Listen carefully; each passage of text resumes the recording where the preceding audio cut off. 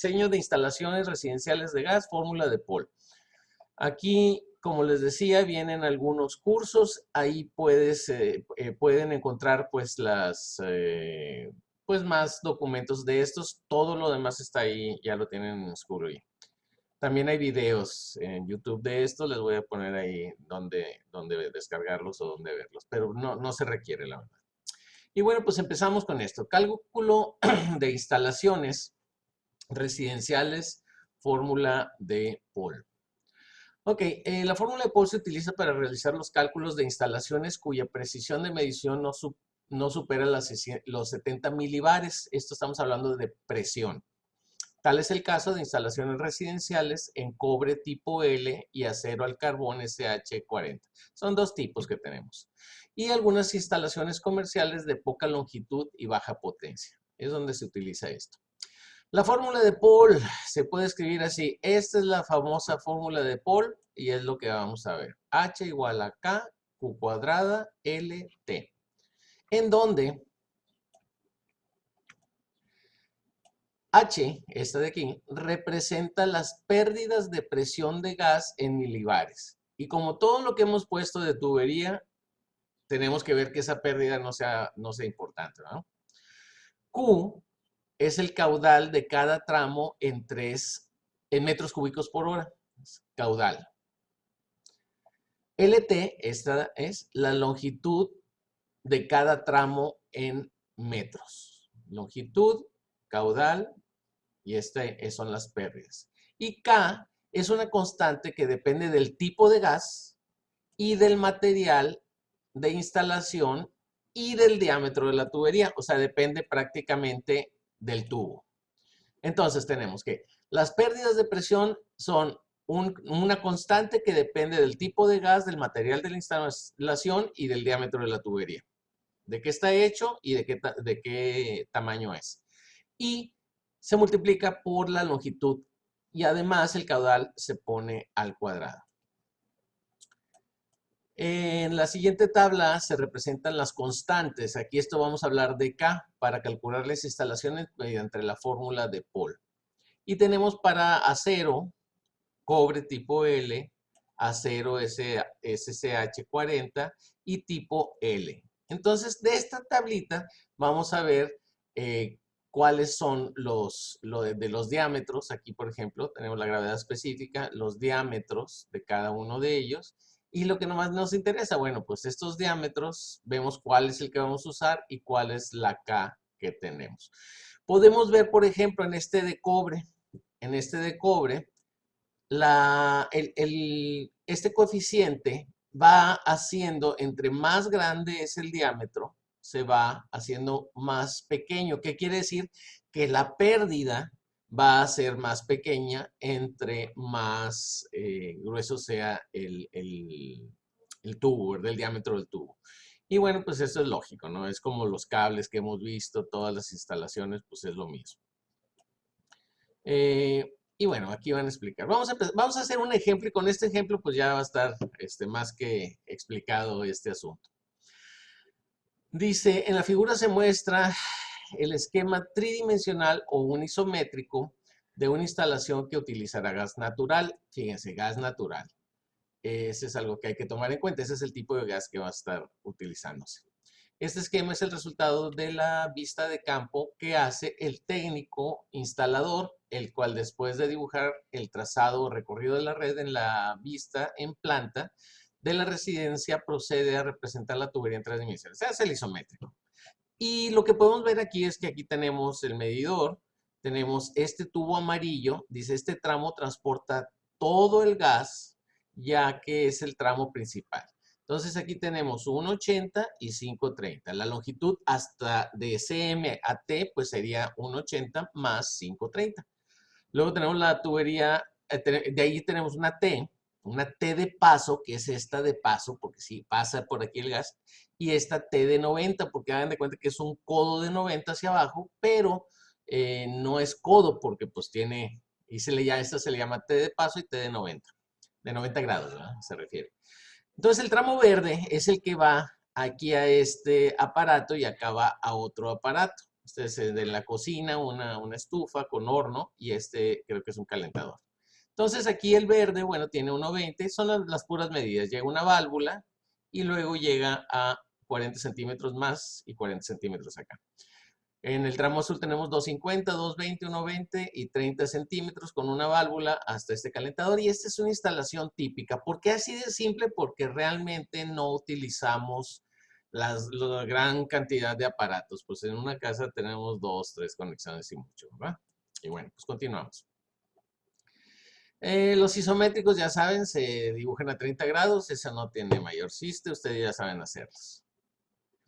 Entonces, aquí hay una tablita como esta que se utiliza para ver más o menos cuál es como la potencia que tiene cada uno de estos. Dice, para calcular una instalación se requiere que antes que nada conocer la potencia de cada equipo. Esta potencia se conoce como potencia de diseño. En la siguiente tabla se presentan las potencias de diseño más comunes. Por ejemplo, una cocina, una estufa, 8 kilowatts de potencia tendría esto. Ahora, esto podríamos, y hay que checarlo, que revisarlo con las que vamos a utilizar, más o menos el diseño que vamos a hacer, pues vamos a buscar, ya saben, en Home Depot o en alguna de esas, buscan las estufas más o menos en qué potencias están trabajando para el tipo de edificio que ustedes vayan a usar. Es obvio que si ustedes ponen una estufa industrial, pues va a estar fuera de diseño, ¿verdad? No va a poder con esa, va a salir la flamita porque pues está diseñada para una potencia más baja. Entonces, la cocina tiene este símbolo de CO, que es una estufa, 8 kilowatts, un horno a una H4, cocina y horno, como ustedes vieron, COH, que tiene 12, lo ponen seguido. Calentador de paso CP 13, calentador de acumulación. ¿Qué diferencia hay entre estos dos? Bueno, el de paso nada más pasa el agua y ya los hemos visto cuando vimos calentadores, pasa el agua y se calienta. Y el de acumulación, pues tiene un tanque, el tanque calienta el agua del tanque y luego entra y se va supliendo el agua que va saliendo, ¿no? Y una secadora, una S. Está usados porque aquí tienen que dejar la instalación también para la secadora. Sí, la secadora lleva gas porque el gas es otro elemento que nos sirve muy bien para secar la ropa. Es lo que hace que se caliente, es como sale fuego ahí y todo, ¿verdad? Muy bien. Las potencias de diseño son superiores a las potencias nominales de los equipos. Esto con fin de sobrediseñar, asegurando valores confiables al realizar los cálculos. Quiere decir, vamos a estar sobrados para en el caso de que pues haya ahí algún cambio de aparato o algo que no batallen. Entonces dice, al observar el esquema tridimensional de la instalación del ejemplo, se observa que se harán cálculos para COH, la estufa con horno, de 12 kilowatts, que lo sacamos de la tablita, ¿verdad? Que acabamos de ver. Y tenemos también el CP, ¿qué dijimos que era? CP, el calentador de paso. Entonces, el calentador de paso de 13 kilowatts, aquí está, 13 y 12. La potencia total de la instalación, pues son 12 y 13 los 25 kilowatts. Esto es lo que tenemos que ir a llevar. Entonces, esta es la tablita que hay que hacer. Lo que voy a explicar es cómo se hace esta tabla y es todo el chiste. Lo demás solamente van a cambiar a los factores que van a poner. Es sumamente fácil de hacer el Excel para esto. Entonces, pues nada más pongan atención y quedamos listos. Vamos a poner las tuberías, como ya lo vimos en el dibujo, la tubería, el tramo amarillo, el tramo verde y el tramo azul. El tramo va desde el medidor desde el medidor hasta la T, y luego tenemos el tramo verde de la T hasta la cocina, ¿verdad? Hasta la estufa con horno, y desde la T hasta el calentador de paso. Entonces tenemos las potencias. Las potencias van a ser de los 25, porque si se acuerdan en el dibujito que teníamos, pues todos los 25, estos van a ir por ese tramo, porque es el primer tramo. Ahorita lo vamos a ver aquí. Estos 25, pues ahí viene todo el tramo, vienen los 25 y luego se separan. Se van a separar 12 kilowatts para acá y 13 kilowatts para acá. Entonces, prácticamente es eso. Si se fijan, me brinqué porque pues vamos a ir, yo se los puse así tramo por tramo, yo todavía le hice más arreglos para que estuviera más fácil de ver. Entonces tenemos las potencias. Vamos a ver qué más. Ahí están las potencias, muy bien. Ahí viene más explicado, pero yo creo que no requiere más. Además, si se fijan, esto está hecho para técnicos. Está tan fácil que es para técnicos, está explicado. Aquí viene la potencia, 12 más 13, 25. Y acá vienen nada más los 12, y que son 8 kilowatts y 4 para cada uno de estos. Y acá viene 13 kilowatts, que son los del calentador. Vamos a calcular ahora, si se fijan, sigue el caudal. ¿Cómo vamos a calcular el caudal? Bueno, pues ya se sabe en esta fórmula. Tenemos la potencia entre el poder calorífico, que es lo que calienta el tipo de gas. Aquí es donde interviene el tipo de gas.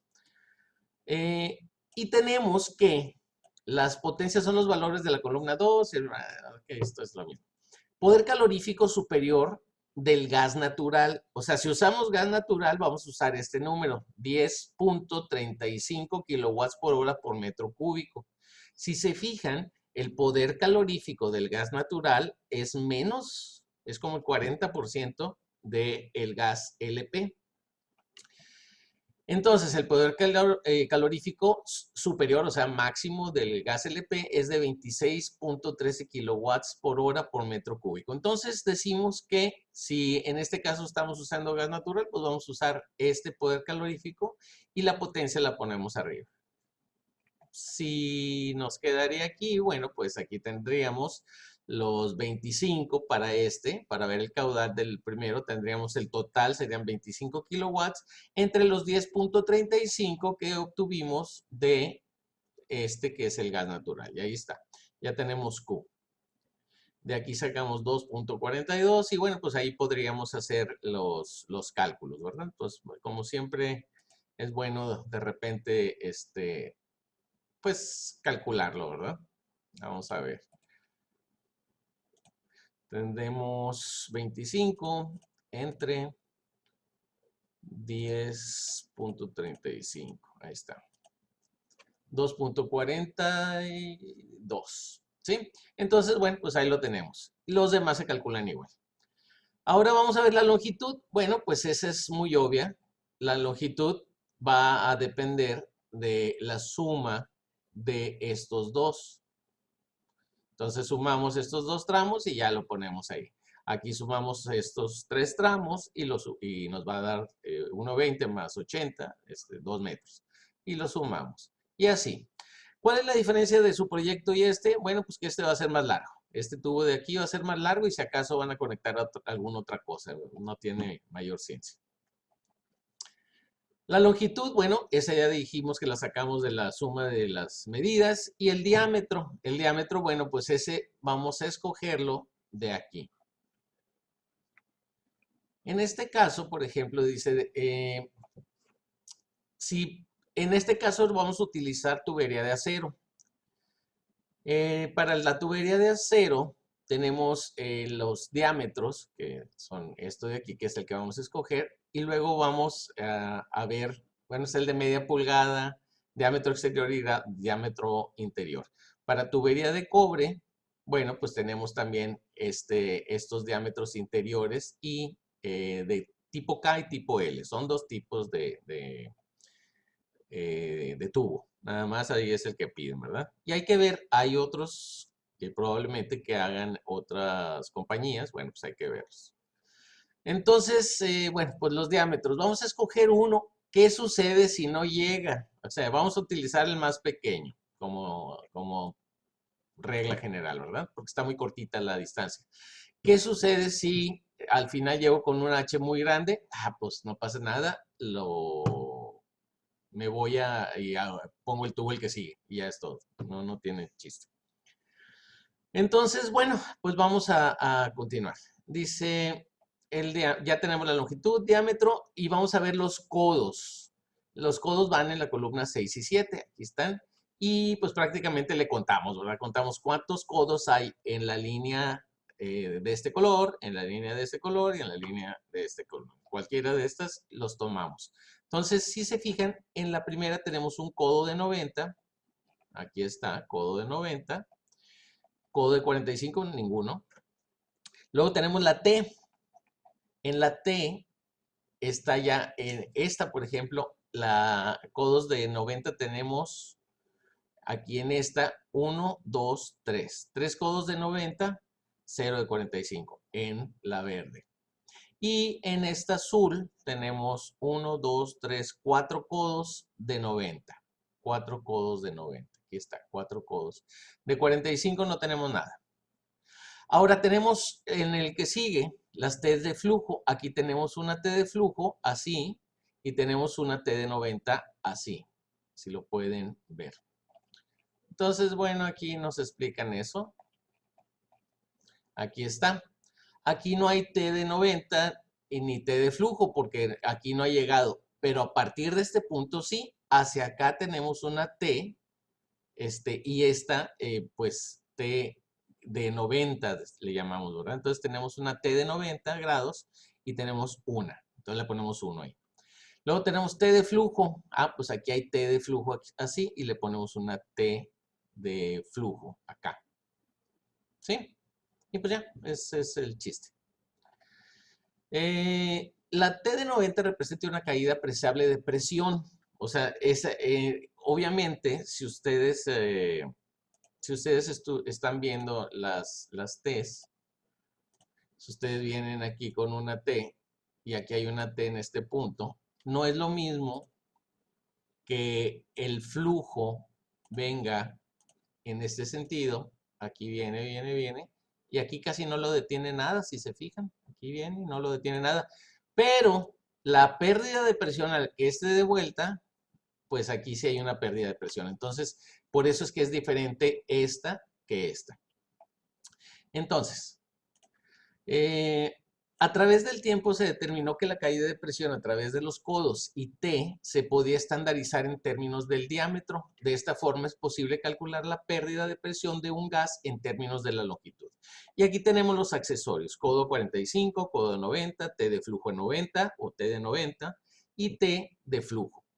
Entonces, la relación longitud-diámetro, aquí la tenemos, y el símbolo de cada uno. Codo de 45, codo de 90, T de 90 y T de flujo. Para esta tenemos una relación longitud-diámetro de 14, aquí de 30, aquí de 60 y aquí de 20. Entonces dice, la relación longitud-diámetro que aparece en la tabla significa que la pérdida de presión que sufre un gas cuando circula a través de un codo de 90 de acero, de carbón SSH 40, de media pulgada, perdón, de diámetro de 15.80 milímetros, por ejemplo, es equivalente a, y aquí viene, este 30 se lo vamos a multiplicar, fíjense, longitud-diámetro, al diámetro que tenga. Entonces, hagan de cuenta que sería el equivalente. ¿Se acuerdan cuando sacábamos las longitudes equivalentes? Cuando estábamos diseñando allá en los codos, bueno, es exactamente lo mismo. Estamos sacando un diámetro equivalente, ¿verdad? Lo que equivaldría a tener un diámetro. Entonces, aquí, por ejemplo, tendríamos 30 por 15.80 milímetros, nos dan 474 milímetros o 474 metros de longitud. Esa es la pérdida que vamos a tener. Entonces, bueno, pues ya sabiendo eso, vamos a empezar a poner estos 30, que es esa pérdida para el codo de 90, aquí lo tenemos, por el diámetro que tenemos, el diámetro está aquí, nos va a dar esa pérdida. Entonces aquí tenemos L equivalente, la longitud equivalente en metros de pérdida de presión. Entonces nos da 0.474 metros de longitud y lo vamos apuntando aquí. O sea que es prácticamente el diámetro, esta columna, bueno, dependiendo del tipo de cada una de ellas, ¿verdad? Y bueno, pues así hacemos los otros. Es lo mismo. Vamos haciendo lo mismo. Luego, aquí en este caso, por ejemplo, la longitud equivalente, vamos a tener la longitud total. ¿Qué es la longitud total? Bueno, pues la longitud inicial que teníamos, la longitud del tubo, como lo medimos, más la longitud equivalente por pérdidas. Y esta va a ser nuestra longitud total. Igual para las tres columnas. Luego tenemos, ahora sí, H. H, como se acordarán, es la multiplicación de K, Q cuadrada, L, T. Entonces, aquí prácticamente K lo vamos a tomar, ya saben, de la tabla, dependiendo, aquí se está usando este tubo. Si ustedes utilizan esta tubería, pues van a ver este otro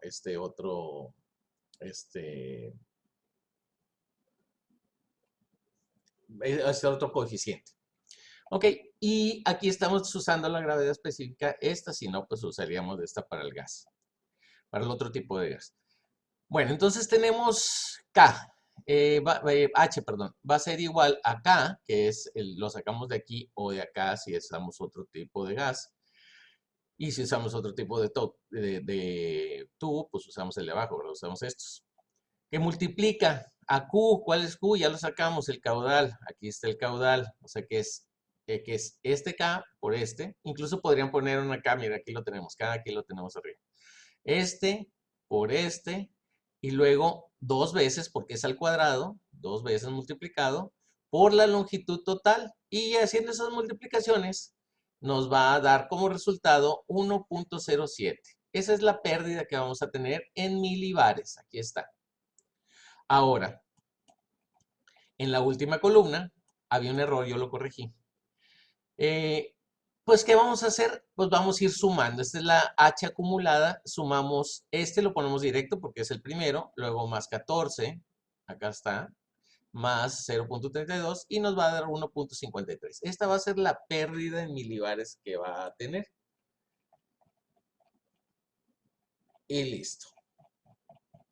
Ese es todo el asunto.